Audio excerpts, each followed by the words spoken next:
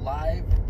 So I did work on my first chapter, I guess, the introduction to the book over the weekend, and I'm going to be releasing that first chapter here in the next couple of days.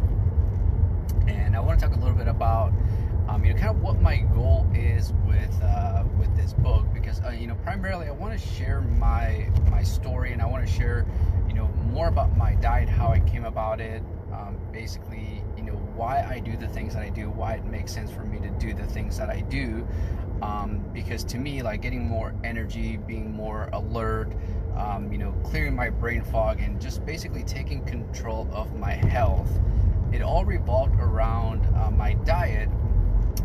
But I don't follow a specific diet, and so really all of this started when I had my epiphany. And this is kind of like what I wrote about in this introduction, and as I started to have all these epiphanies of how food really works in the body and how it affects your gut health and everything else.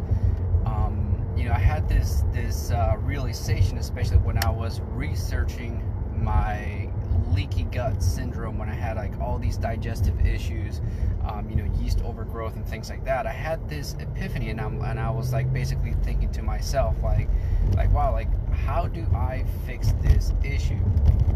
And all I could think of at the time was that what I was experiencing was basically what a brewer would experience if they were to spoil a batch of beer. And so I'm sitting here thinking, it's like, okay, as a home brewer, if that ever happens to me, all I can do is really just start over from scratch, right? You don't want to, as a brewer, you don't ever want to be the one, or say that, hey, I had to like dump this batch of beer, because that's kind of embarrassing. But if you do happen to have that, that can be a big issue, because now all of your future brewers have the potential to be contaminated because of bad bacteria, wild yeast, and things like that.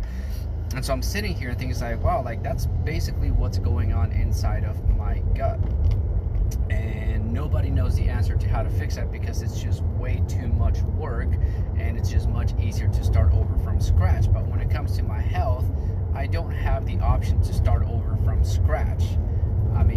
I guess I could be reborn, but that's not the option that I want. And so I need to find a way to make it better. And that's essentially what this project is about. And, I called it Beer Diet Project. I had no other name for it.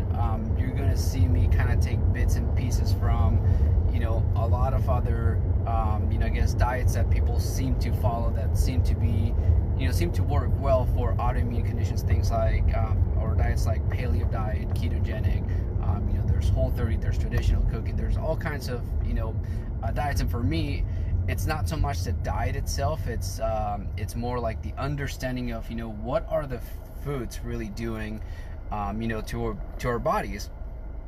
For me, I had to start with foods that produce hormones. That was my big focus. I needed to produce more testosterone. I know that I was low with vitamin D, and that's kind of how I realized that I was low in testosterone as well, because it's one of the ingredients that the body uses to produce testosterone. But not only testosterone, most of your vitamins, and or I should say your hormones, especially the ones that are needed to produce thyroid hormone, they all rely on vitamin D and other nutrients like cholesterol. So for me, I wanted to understand more about that. And so as I started to get to know, what my diet was like before, and what I needed to change my diet to, and what was really what I needed to do to take control of my health, get more energy, basically for me, it's more about improving vitality. And so I started to realize that I no longer was thinking in terms of, I can tell you, like, when I first started, my idea of diet was 3 things: breakfast, lunch, and dinner. It's almost like everyone that is comes into this world is basically programmed to eat breakfast, lunch, and dinner. And that's basically what my diet consisted of back then, before I knew anything about it. Now, obviously, as you start to learn, you start to think more in terms of like, well, what about your macros? Are you eating enough protein? Are you eating, the right fats? Are you eating the right carbohydrates, cutting back on bad carbohydrates, especially sugar and things like that. And then people start to evolve from there to like, okay, well, what about calories? What about portion control? What about, all these other things? That's how most people think. And that's how I used to think. Now, I cannot think that way. I think very differently. And there's nothing that I can compare it to, because everything that I'm using to think about my diet comes really from my experience with both brewing beer and all of my health research. And I know and I realize that what I do is fairly unique. Like, none of my friends, none of my family, no one really close to me does anything remotely close to what I do. There's just very few select people, especially people that I have learned from myself, that do some of the things that I do. And so to me, when I start to learn from these people, to me it just made sense because of my previous background.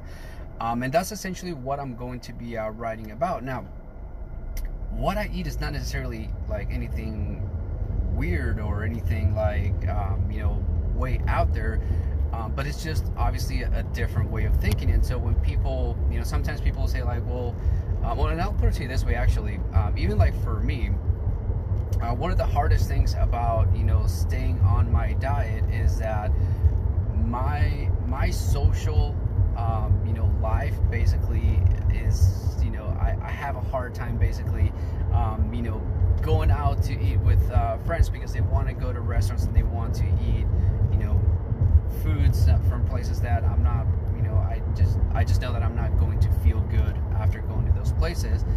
And I do still eat out. I still do enjoy food. I mean, I love food. But because of the way that I think about food right now, I've kind of been transitioning more to the side of, I don't live to eat, but I eat to live, basically.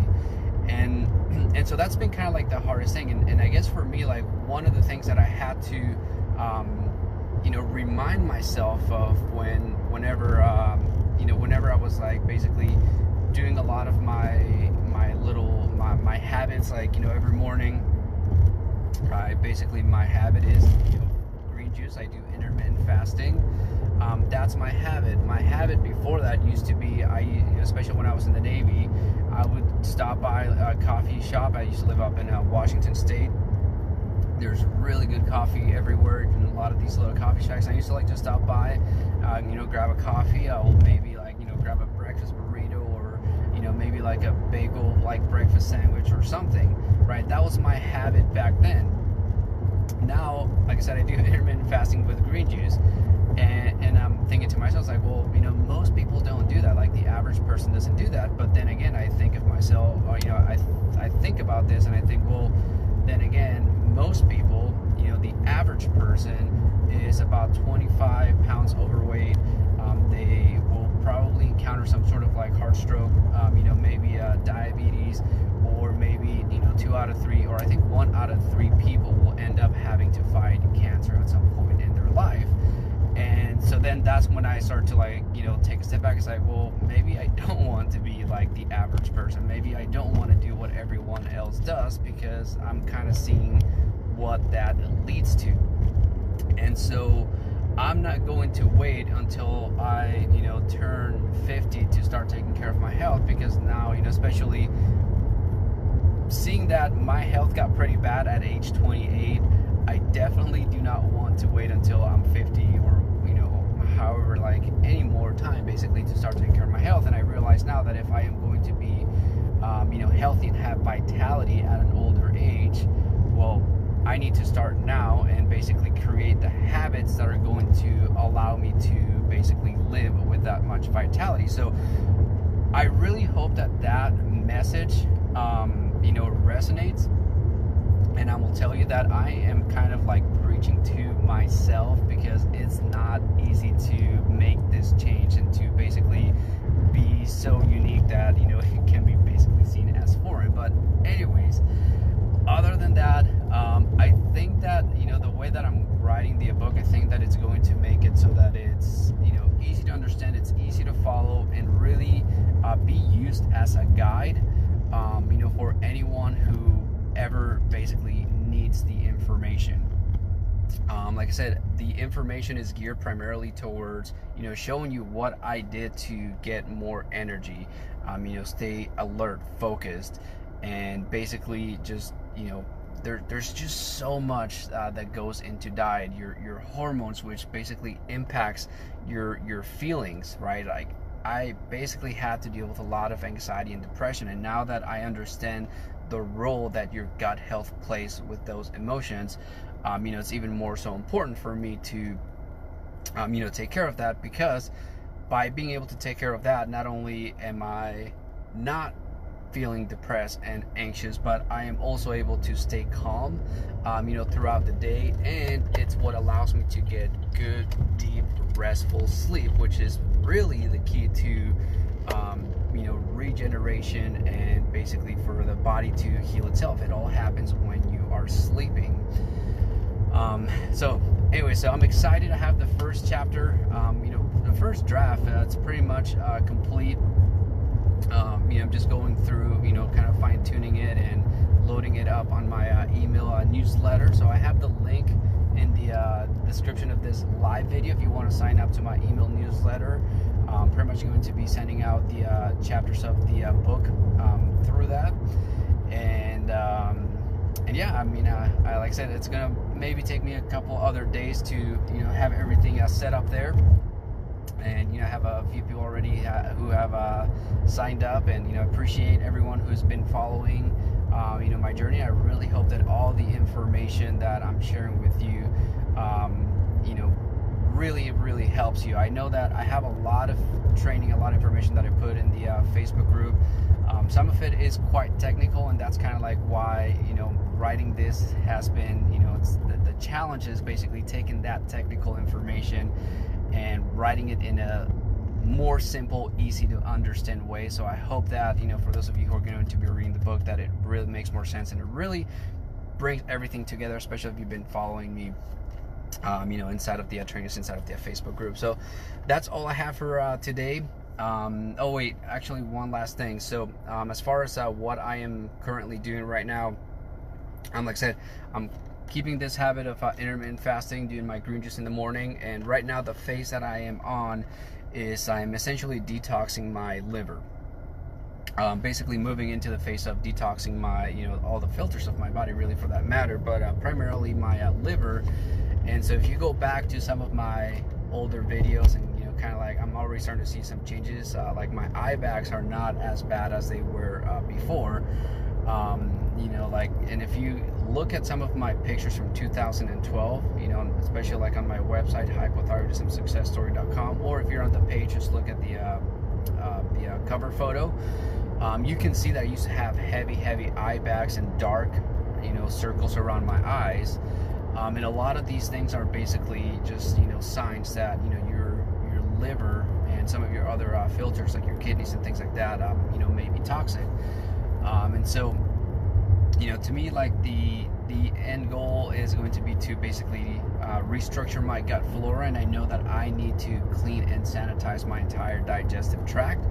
And so, like I said, there's really no one out there that can tell me how to do that, so I'm essentially coming up with my own strategies. And I know of some people who have done similar things, and that's basically what I am modeling off, and that's what I'm going to be talking about once I get to that point. But before I get to that, I need to make sure that my other filters are up to the challenge, because this is going to be work, and this is going to be, I guess, more advanced stuff. So that being said, if you are getting started, if you're just starting to follow me and you want to know more about where to begin, just go to the Facebook group and go from the very beginning. I basically organized all of these trainings into units inside of the Facebook group.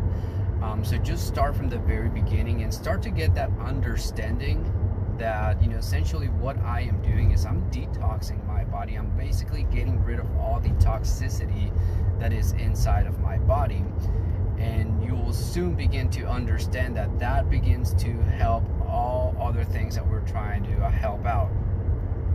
Body fat is created by excess toxins in the body that the body cannot get rid of.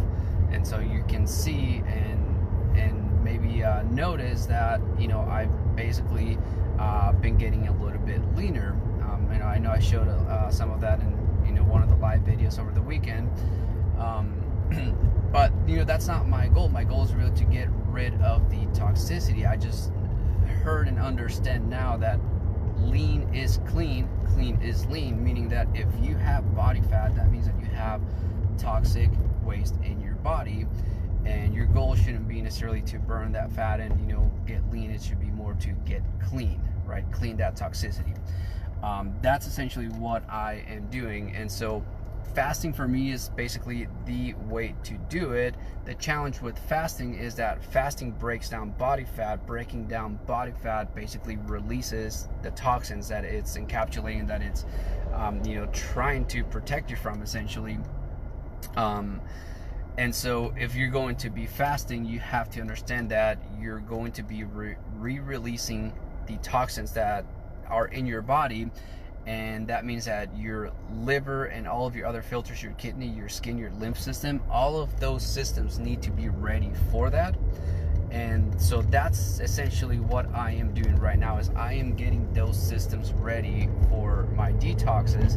And intermittent fasting is just a mild way to slowly chip away at some of those toxicities, so that it's not just like a big, you know, so I don't do it all at once, basically, and overwhelm my body. So I'm essentially, you know, this habit is essentially helping me do the bigger detox, basically, is what I'm saying. So yeah, so that's where I'm at right now. You know, month 2, like I said, is going to be more focused on that. So I don't have necessarily a time frame for how long I'm going to be detoxing that. I'm really just listening to my body. I'm paying attention to things like that, like, you know, my eye bags, you know, how are my energy levels doing? You know, the less toxic you are, the more energy you're going to feel. Toxicity really bogs you down. You know, it's one of the things that you're going to start to feel as you begin to take on some of these habits and start to clean up, you know, clean up your body. So that's basically, you know, where I'm at. So I guess stay tuned, and I'll keep you guys up to date with you know, what I'm doing, and hopefully it helps you and inspires you to take control of your health as well. All right, guys, enjoy the rest of you know, your day, and I'll talk to you guys next time.